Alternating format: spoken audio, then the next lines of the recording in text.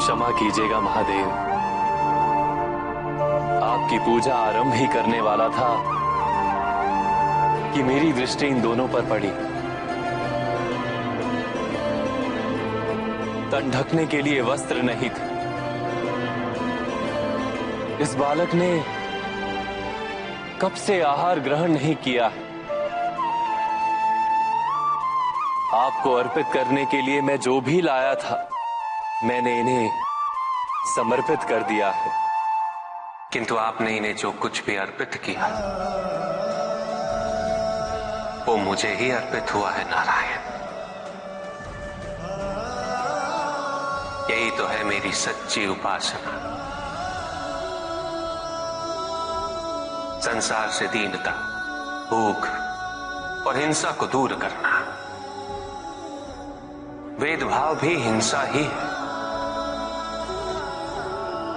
किसी का अनादर भी हिंसा है, किसी की उपेक्षा भी हिंसा है।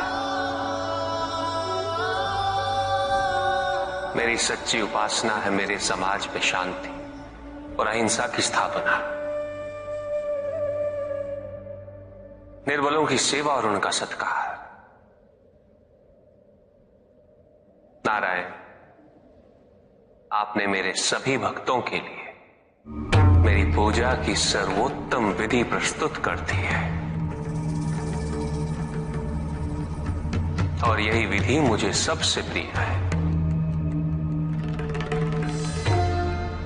दुग्ध अर्पित करना।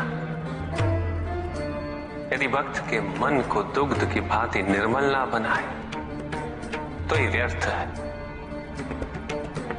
यह अर्पण व्यर्थ है। क्योंकि संसार में न जाने कितने ही शिशु केवल इस भूख से अकाल मृत्यु को प्राप्त हो रहे हैं। ऐसे में दुग्ध अर्पित करने का उचित स्थान मेरा विग्रह नहीं,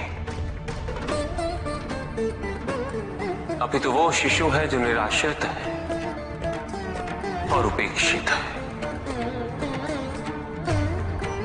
जब तक इस संसार में कोई भी शिशु भूखा है, समझ लो कि मैं भूखा।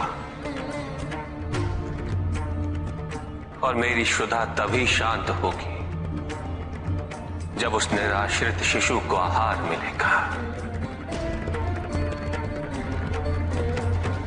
जब तक इस संसार में कोई भी जीव व्यथित है, समझ लो कि मैं व्यथित हूं। जल द्वारा मेरे अभिषेक से जीवनदायी जल की अवमानना नहीं होती है।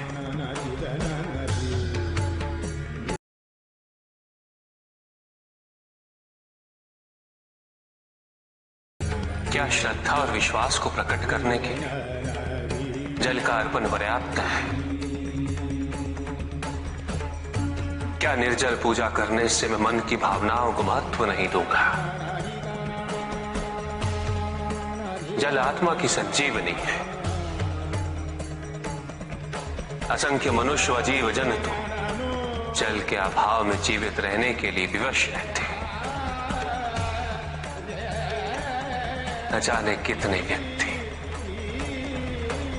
जल की एक बूंद के लिए तिरछित रहते हैं। ऐसे में जब नदी की भांति जल मुझ पर अर्पित किया जाए, मुझे पीड़ा होती है। जल शरीर का संचालक है। यदि मेरे भक्त इसे जीवन सुरक्षा हेतु अर्पित करेंगे, मैं तब भी मदद हो उठूं।